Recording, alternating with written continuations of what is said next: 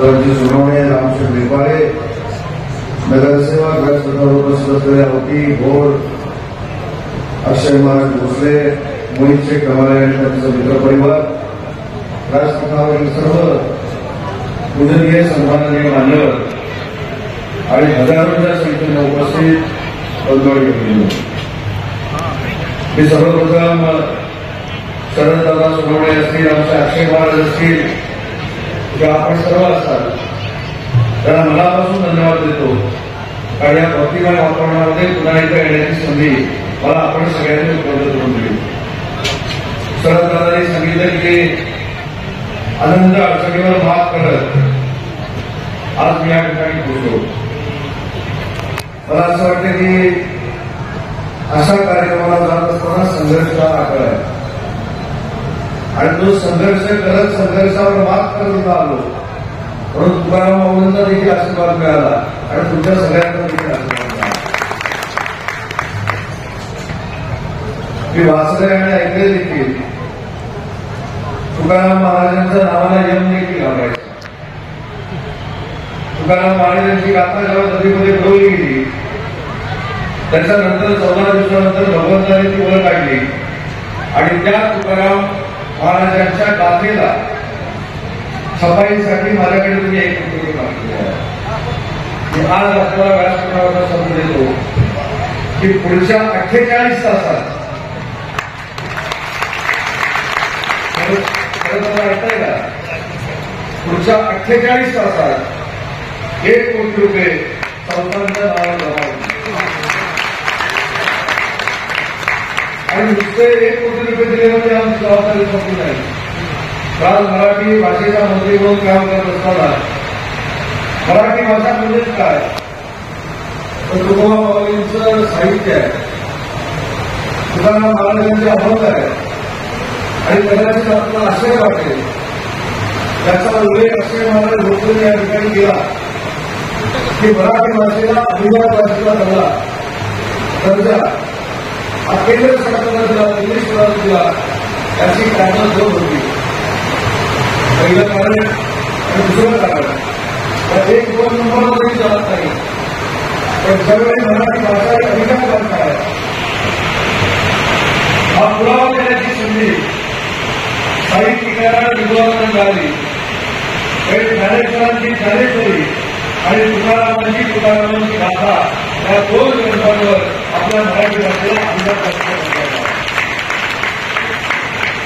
मी जर अक्षय महाराज त्याच्यात पुढे जाऊन आपल्या सगळ्यांनी जर जबाबदारी असेल तरी भारत करणार. तुकाराम महाराजांच्या गाथेला सफाईसाठी आणि जनसामान्यांसाठी कुटुंबासाठी जे काय करायचे ते महाराष्ट्राचं करेल. परंतु भविष्याच्या कालावधीमध्ये तुकाराम महाराजांचे जे अभंग आहेत ते महाराष्ट्र शासनामार्फत ई बुक मध्ये आणण्याचं भाषेमुळे हा महाराष्ट्र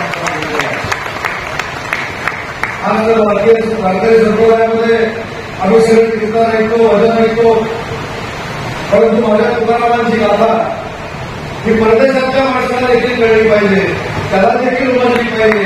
त्यासाठी पुढच्या वर्षी पहिला भाग हा तुमच्याशी चर्चा करून ई बुक मध्ये आणण्याचा प्रयत्न आहे आणि याच्यासाठी महाराष्ट्र शासनाला जो काही निधी उपलब्ध करून द्यायचा आहे तो आम्ही नक्की उपलब्ध करून देऊ. हा देखील सगळ्या कार्यक्रमाचा निमित्त मला मी सरळ एका शिवसेनेचा उल्लेख केला. आज मी राजकारणासाठी खावलेलो नाही, फक्त तुमचे सगळ्यांचे आशीर्वाद पाहिजे त्यासाठी मी खावलोय. परंतु काही गोष्टी सांगितल्या पाहिजे. आजपर्यंतच्या इतिहासामुळे वारकऱ्यांच्या दिल्लीला कधी निधी महाराष्ट्र शासनाने दिला होता ते भारतीय एकनाथ शिंदे साहेबांनी देण्याचे भाग केले. आज देखील त्यांना मला सांगितलं की माझ्यातर्फे देखील सगळ्यांना शुभेच्छा द्या. माझी दिल्लीमध्ये बैठक असल्यामुळे मी येऊ शकत नाही, परंतु वारकऱ्यांच्या सन्मानासाठी जे जे काय करायचं आहे ते एकनाथ शिंदे करायला तयार आहे. हा देऊन मला आज राज्याचे मुख्यमंत्री देवेंद्रजी असतील, आम्ही सगळेच असू मी महाराष्ट्राची संस्कृती जपतो, महाराष्ट्राची संस्कृती पुढे नेण्याचा प्रयत्न करतो. आणि मला असं वाटतं की आजचा हा कार्यक्रम महाराष्ट्राच्या पारंपरिकतेचा आहे आणि संस्कृतीचा आहे. ही संस्कृती म्हणजे महाराष्ट्राची संस्कृती आहे. वारकरी म्हणजे महाराष्ट्राची गोष्टी आहेत ते जाणणारे आम्ही सगळे असल्यामुळं अनंत अडचणी असताना देखील या ठिकाणी पोहोचलो. परंतु इथं पोहोचण्याची ताकद आपण सगळ्यांनी मिळून मला दिली. मला पहिल्यांदा सांगितलं 2.5 तासात पोहोचू शकता. मी हेलिकॉप्टर सोडून दिलं, गाडीतून निघालो.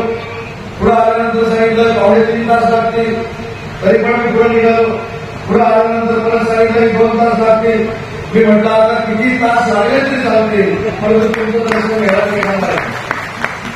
त्याच्यामुळे तुमचा आशीर्वाद आणि तुमचा पाठिंबा मला असं वाटतं की महाराष्ट्राची संस्कृती घेण्यासाठी फार मोठा मोलाचा ठेवा आहे. आणि तोच आशीर्वाद आणि पाठिंबा आणि सहकार्य आम्हाला सगळ्यांना आपण करावं एवढीच या पवित्र ठिकाणी मी आपल्याला विनंती करतो.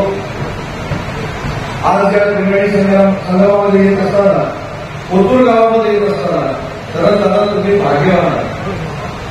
खरं तर एका आमदाराच्या मतदारसंघामध्ये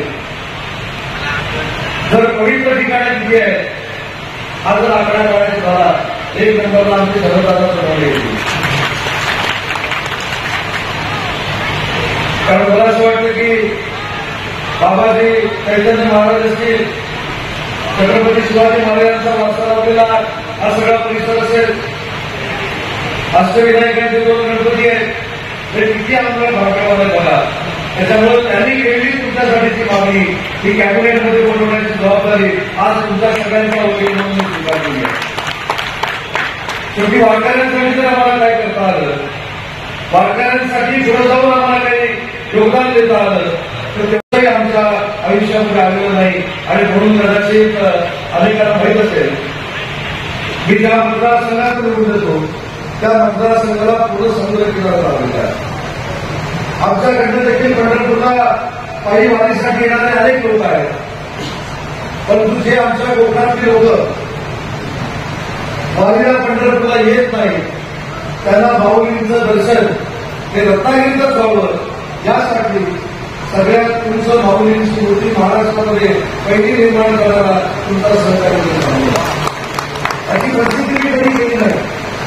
छावा चित्रपट आता आला असेल तर तिला माहिती आहे, छावा चित्रपट आता आला असेल पण महाराष्ट्रातला आणि देशातला सगळ्यात छत्रपती संभाजी महाराजांचा उंच पुतळा 2 वर्षापूर्वी निर्माण करणारा देखील तुमचा एक सहकार्य आणि एका प्रसिद्धीसाठी केलं नाही.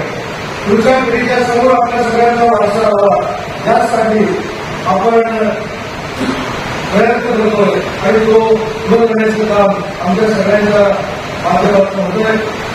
आता एका निवडणुकी माझ्याकडे मागणी केली आहे की माझ्या तब्येतीच्या पलीकडे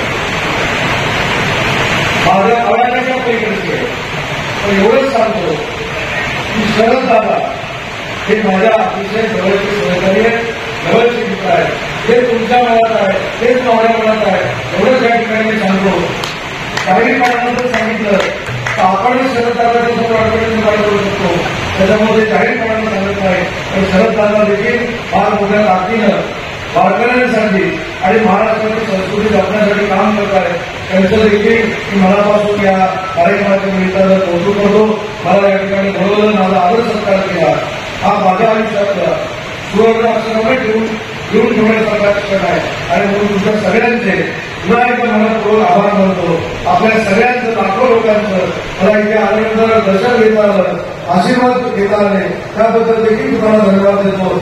आणि भविष्यात माऊलींचा विचार करून येण्यासाठी आमचं सरकार आणि वैयक्तिक उदय सामंत तुमच्या सोबत आहे एवढा शब्द म्हणतो.